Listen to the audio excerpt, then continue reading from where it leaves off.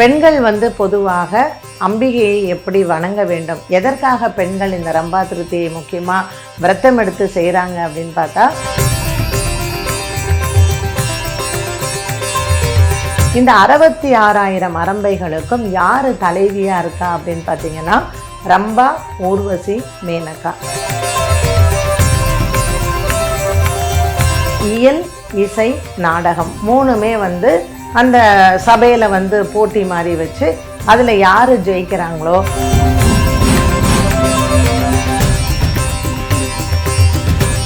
நாரதர்கிட்ட போய் கேட்குறாங்க, எப்படியாவது இந்த தடவை ரம்பையை நம்ம இந்த பட்டத்துல இருந்து அம்பாள் அவளுக்கு காட்சி கொடுக்குறா. ரம்பைக்கு காட்சி கொடுத்து உனக்கு என்ன வேண்டும் அப்படின்னு கேட்கும் பொழுது,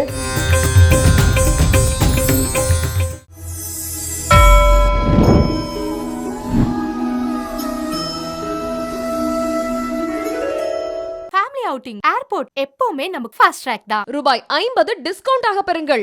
Sri Rangabhupathi international school, CBSE, செஞ்சி.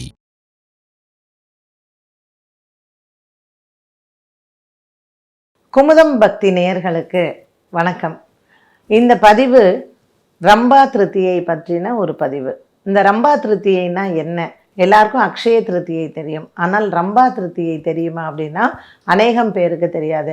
இது நம்ம இங்கே தமிழ்நாட்டை விட வடநாட்டில் இந்த ரம்பா திருத்தியை ரொம்ப ரொம்ப விசேஷமாக கொண்டாடப்படுகிறது.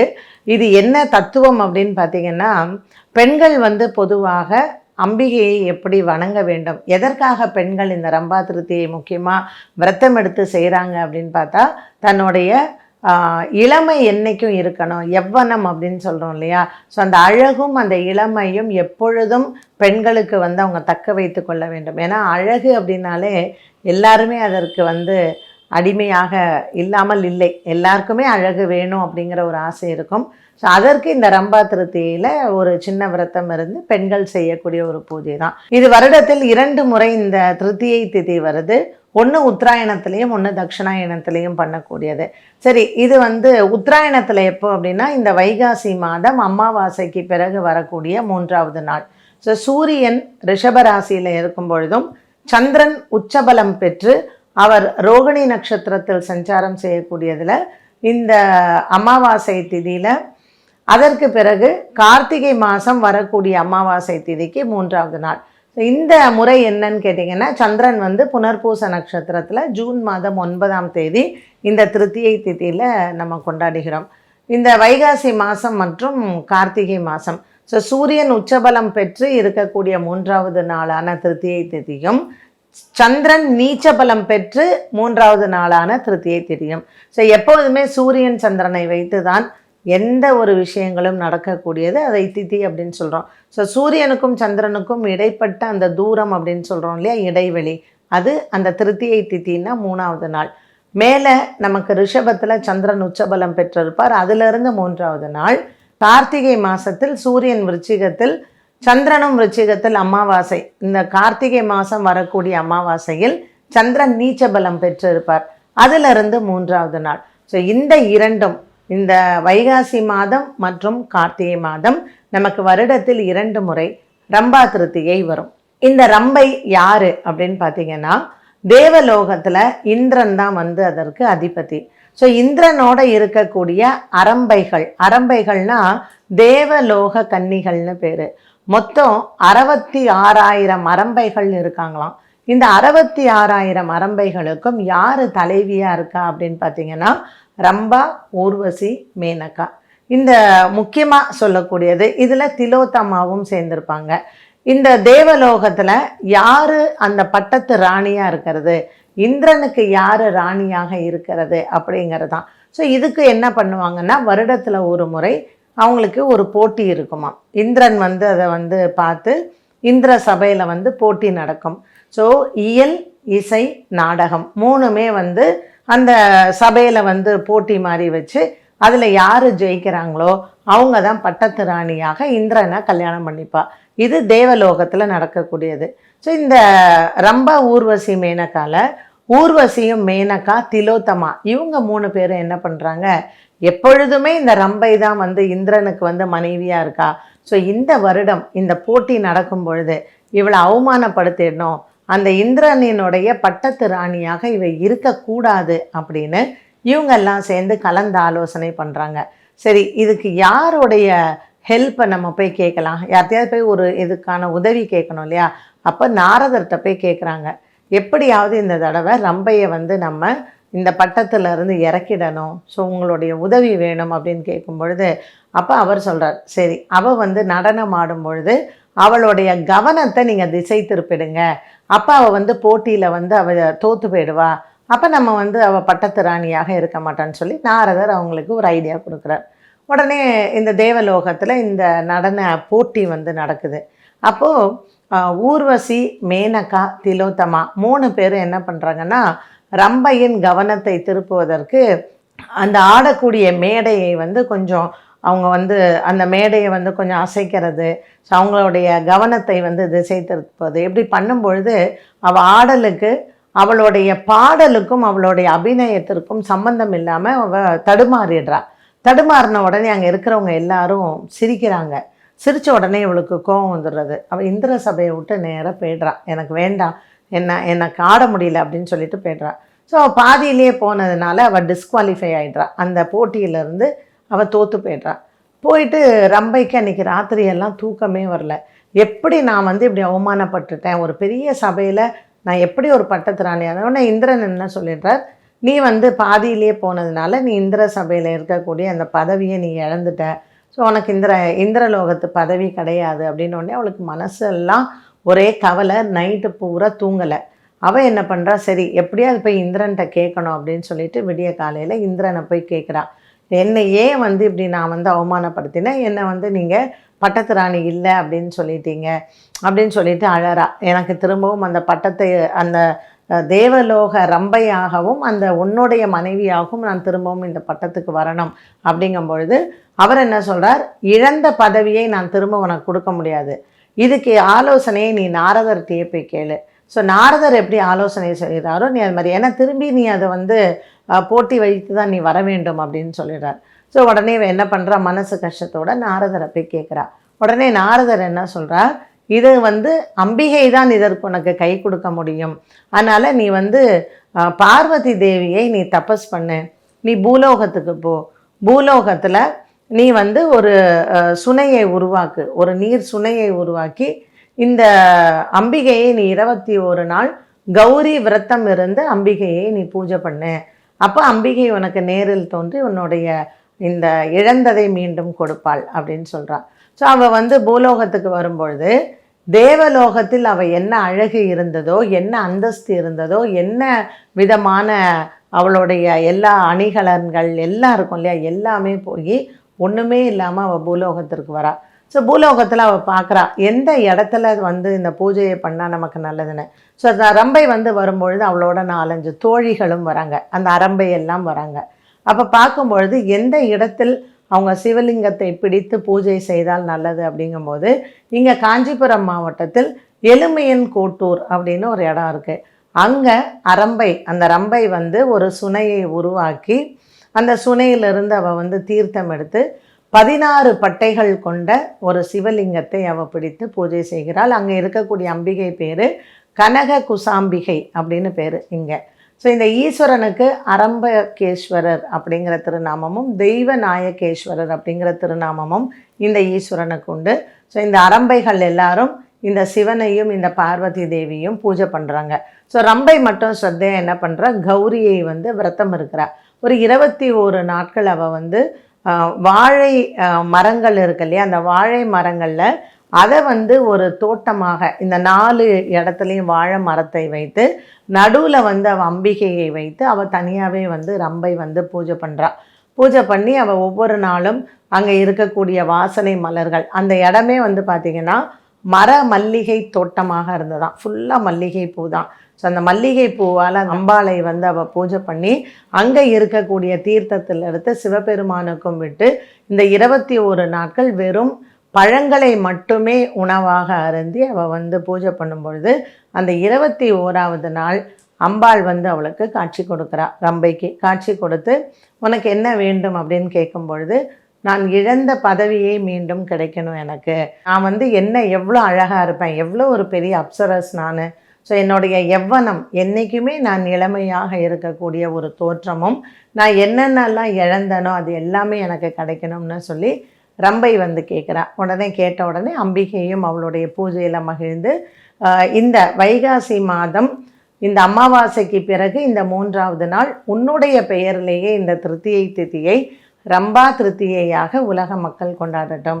யாரெல்லாம் அவங்களுக்கு அழகு வேண்டும், யவ்வனம் வேண்டும், குழந்தை பேறு வேண்டும், கணவனிடத்தில் ஒரு நல்ல அன்போட பெண்கள் இருக்க வேண்டும், ஒரு காதல் வாழ்க்கை அவங்களுக்கு சக்ஸஸ்ஃபுல்லாக இருக்கணும், வெற்றி அடையணும், இது எல்லாத்துக்கும் இந்த ரம்பா திருத்தியையில் நீ எப்படி பூஜை பண்ணியோ அந்த பூஜையை அவங்க அப்படியே மேற்கொண்டாங்கன்னா இவர்களுக்கு நான் கேட்ட வரத்தை கொடுப்பேன்னு அம்பிகை கூற, ரம்பையும் மனமகிழ்ந்து இந்த ரம்பா திருத்தியை அன்று அவள் என்ன பண்ணுறான்னா நேராக இந்திரலோகத்துக்கு போகிறா. இந்திரனும் அவளை ஏற்றுக்கொண்டு அவள் என்னெல்லாம் இழந்ததோ தன்னுடைய பட்டத்து ராணியாக ஆக்கி கொண்டு அவள் மீண்டும் இந்திரலோகத்தில் இந்திரனினுடைய தேவராஜனினுடைய மனைவியாக அவள் பதவி ஏற்கிறாள். அதனால் இந்த ரம்பா திருத்தியை வந்து வருடத்தில் 2 முறை பெண்கள் வந்து கொண்டாடுவாங்க. ஸோ இது நடந்தது வந்து பார்த்திங்கன்னா வைகாசி மாதத்தில் இந்த அமாவாசைக்கு பிறகு வரக்கூடிய 3வது நாள் திருத்தியை திதியில் தான் இந்த அவளுக்கு வந்து வரம் அளித்து அம்பாள் கூறுறா. ஆனால் அதற்கு பிறகு நமக்கு வந்து காலங்கள் போன பிறகு இதை 2 முறையாக, அதாவது அயனம்னு சொல்கிறோம், தட்சிணாயனம் உத்தராயணம், இந்த 2 அயனங்களையும் பிற்காலத்தில் கார்த்திகை மாதத்தில் வந்ததாக புராணங்கள் வந்து சொல்லுது. ஸோ இந்த நிகழ்வு நடந்து ரம்பைக்கு வந்து காட்சி கொடுத்து ரம்பைக்கு இழந்ததையெல்லாம் அவள் மீண்டும் பெற்றது வைகாசி மாதத்தில் வரக்கூடிய இந்த திருத்தியை திதி தான், வளர்பிறை திருத்தியை திதி தான். இது அமாவாசைக்கு பிறகு வரக்கூடிய 3வது நாள். சரி, இந்த வருடம் இந்த திருத்தியை திதி என்னைக்கு வருது அப்படின்னு பார்த்தீங்கன்னா ஜூன் மாதம் 9ஆம் தேதி புனர்பூச நட்சத்திரத்தில் இந்த திருத்தியை திதி வந்து வருகிறது. சாயங்காலம் 5:40 மணி வரைக்கும் திருத்தியை திதி இருக்குது. அதுக்கப்புறம் தான் நமக்கு சதுர்த்தி வருது. அதனால் சூரிய உதயமான பிறகு 20 நாழிகை என்ன திதி இருக்கோ அதை தான் நம்ம கணக்கில் எடுத்துப்போம். ஸோ ஜூன் மாதம் 9ஆம் தேதி ஞாயிற்றுக்கிழமை அன்று காலை 7 மணிலேருந்து 8 மணிக்குள்ளே நம்ம இந்த சுக்கிரஹோரையில் இந்த ரம்பா திருத்தியைக்கான பூஜையை பெண்கள் மேற்கொள்ளலாம். வீட்டில் எப்படி இந்த பூஜையை செய்கிறது, நீங்கள் வந்து நம்ம வரலட்சுமி நோன்புக்கு எப்படி அந்த சின்ன வாழை கன்றுகள் நம்ம வந்து அதை கட்டி நம்ம கௌரி பூஜை பண்ணுவோம் இல்லையா, வரலட்சுமி நோன்புக்கு பண்ணுற மாதிரியே இந்த பூஜையும் நம்ம வந்து செய்யலாம். இது யாரெல்லாம் இந்த விரதத்தை மேற்கொள்ளவும் அப்படின்னு பார்க்கும்பொழுது, நீண்ட காலமாக குழந்தை பாக்கியம் வேண்டுவோர், கணவனிடத்தில் ஒரு அந்யோன்யம் இல்லாமல் இருப்பவர்கள், கணவனும் மனைவியும் பிரிந்து இருப்பவர்கள், இதெல்லாம் வந்து இவங்க பண்ணலாம். அண்ட் அஃப்கோர்ஸ் லேடிஸ் வந்து அவங்களுக்கு அவங்களுடைய அழகு இருக்கணும், அவங்களுடைய யவ்வனம் வேண்டும், என்றைக்குமே இளமை தோற்றம் வச்சுருக்கணும் அப்படிங்கிறது. அண்ட் மெயினாக இந்த பியூட்டி பார்லர்ஸ்லாம் வச்சுருக்காங்களே, பிஸ்னஸ் பண்ணுறாங்கல்ல, அவங்க சூப்பராக இந்த ரம்பா திருத்தியில் அவங்க பூஜை பண்ணலாம். இந்த பூஜையை எப்படி செய்யணும் வீட்டில் அப்படின்னு பார்த்தீங்கன்னா, ஒரு கலசம் எடுத்துக்கோங்க. அந்த கலசம் அதாவது வெள்ளி சொம்பு எடுத்துக்கலாம், இல்லைன்னா செப்பு. இந்த 2 எவர் சில்வர் எடுக்கக்கூடாது. ஸோ இந்த செப்பு சொம்பு இல்லைன்னா வெள்ளி சொம்பில் தூய நீர் எடுத்துக்கணும். சொம்புக்கு மஞ்சள் குங்குமம் வைக்கணும், கொஞ்சோண்டு ஏலக்காய், கொஞ்சோண்டு பச்சை கற்பூரம், இதெல்லாம் சேர்த்து நீங்கள் மாவில் வச்சு தேங்காய் வச்சு, தேங்காயிலையும் மஞ்சள் குங்குமம் நம்ம கண்டிப்பாக வைக்கணும். இந்த கலசம் வந்து இந்த இருக்கக்கூடிய நீரை வந்து நம்ம அப்படியே ஒரு அந்த திருத்தியை திதி ஃபுல்லாக வச்சுட்டு மறுநாள் வந்து எந்த நபர், அதாவது குழந்தை பாக்கியம் வேண்டுபவரோ இல்லை கணவன் மனைவி பிரிஞ்சிருக்கிறவங்களோ, இந்த நபர் வந்து அவங்க குளிக்கிறதுக்கு தான் அந்த நீர், அந்த பூஜையை செய்த பிறகு. சரி, இதில் என்ன பூஜை பண்ணலாம் இந்த ரம்பா திருத்தியில் அப்படிங்கும் பொழுது, அம்பாளுக்கு உண்டான எல்லா மந்திரங்களுமே நம்ம சொல்லலாம். லலிதா சகஸ்ரநாமம் சொல்லலாம், இல்லை வந்து அம்பிகையை வந்து வர்ணிக்கக்கூடிய தேவி மகாத்மியம் சொல்லலாம். உங்களுக்கு எது தெரிஞ்சதோ அதை சொல்லுங்கள். தெரியாதவர்கள் இப்போ இருக்கக்கூடிய நீங்கள் ரெக்கார்ட் கூட நீங்கள் போட்டுக்கலாம். வாசனை மலர்களால் நீங்கள் வந்து அந்த கலசத்துக்கு வந்து பூஜை பண்ணணும். அண்ட் நெய்வேத்தியம் வந்து பல வகை பழங்களை வைத்து இந்த நெய்வேத்தியம் பண்ணணும். பெண்கள் வந்து விரதம் இருக்கலாம் அன்றைய தினத்தில். ஸோ உணவு வந்து அரிசி உணவு சாப்பிடக்கூடாது. இந்த கலசத்துக்கு தான் மெயினாக வந்து பூஜையே. இந்த கலசத்தில் இருக்கக்கூடிய நீரை மறுநாள் காலையில் அந்த எந்த நபர் நீங்கள் பூஜை பண்ணுறீங்களோ அந்த லேடிஸ் வந்து அந்த தண்ணியில் வந்து ஃபஸ்ட்டு குளிச்சுட்டு அதுக்கப்புறம் நீங்கள் வந்து ஜென்ரலாக அதை குளிக்கும்போது குளிக்கக்கூடிய நீரில் அதை கலந்துண்டு குளிக்கிறது தான் இந்த விசேஷ பூஜையே. ஸோ அம்பாளுக்கு உண்டான கௌரி நோன்பு அப்படின்னு சொல்கிறோம் இல்லையா, நீங்கள் வரலட்சுமி பூஜைக்கு என்ன மாதிரியான ஸ்லோகங்கள் சொல்வீங்களோ அந்த ஸ்லோகங்களே வந்து சொல்லலாம். அன்றைய தினத்தில் நீங்கள் விரதம் இருக்கும் பொழுது அரிசி உணவை வந்து நம்ம தவிர்க்க வேண்டும். ஸோ முக்கால்வாசி நீங்கள் வந்து பழ வகைகளை உணவாக அருந்தலாம். அண்ட் மறுநாள் காலையில் இந்த தண்ணியில் வந்து குளிக்கிறது தான். அண்டு அன்றைய தினத்தில் ஏதாவது ஒரு கோவிலுக்கு போயிட்டு நீங்கள் அர்ச்சனை பண்ணுறது நல்லது. ஏன் இதை சுக்கிரஹோரையில் பண்ணணும் அப்படின்னு சொன்னால், சுக்கிரன் வந்து தன்னுடைய சொந்த வீட்டில் இருக்கக்கூடிய இன்றைய நாளில் கூடவே சூரியனும் இருக்கிறார். இந்த வருடம் என்ன ஒரு விசேஷம் அப்படின்னு சொன்னால், 4 கிரகங்களும் சேர்ந்து இருக்கிறது ரிஷபராசியில். சூரியன், சுக்கிரன், குரு மற்றும் புதன். சந்திரன் வந்து நமக்கு மிதுன ராசியில் இருக்கிறாரு. அண்ட் எல்லாமே அவங்களோட சொந்த வீட்டில் இருக்காங்க. சனி பகவான், செவ்வாய் பகவான், சுக்கிர பகவான், அதுக்கப்புறம் சந்திரன் வந்து நமக்கு மிதுனத்தில் இருக்கிறாங்க. இப்படி சொட்சேத்திரம்னு சொல்லக்கூடிய இந்த சொந்த வீட்டில் இருக்கக்கூடிய இந்த நாளில் ரம்பையை நினைத்து இந்த ரம்பா திருத்தியில் நம்ம கௌரி பூஜை நம்ம பண்ணுறோம் அப்படின்னு சொன்னால், வேண்டிய செல்வங்கள், நமக்கு வேண்டிய குழந்தை பேர், நமக்கு வாழ்க்கையில் கிடைக்கக்கூடிய 16 செல்வங்களையும் இந்த ரம்பா திருத்தியின் பூஜையில் நமக்கு கிடைக்கிறது. ஸோ கண்டிப்பாக இந்த பூஜை பண்ணும்போது வெற்றிலை பாக்கு பழங்களுடன் அந்த கலசத்திற்கு வந்து நம்ம பூஜை பண்ணணும். எப்பொழுதும் போல் வீட்டில் விளக்கேற்றி நீங்கள் பூஜையை செய்யலாம். இந்த கலசம் தான் இதில் வந்து முக்கியம். இந்த கலசத்தினுடைய நீர் ரொம்ப தூய்மையாக இருக்கணும். ஏன்னா அதில் நம்ம இந்த வாசனை திரவியங்கள் எல்லாம் போடணும். அந்த தேங்காயை நீங்கள் மறுநாள் வந்து சமையலுக்கு யூஸ் பண்ணிக்கலாம். அதில் ஏதாவது நீங்கள் ஸ்வீட் செய்கிறது நல்லது.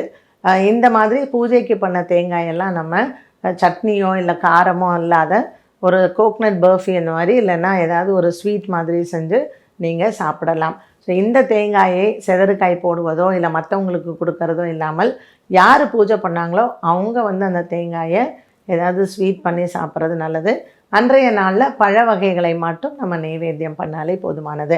இந்த ரம்பா திருத்தியில் இந்த மாதிரியான ஒரு பூஜையை மேற்கொள்ளலாம்.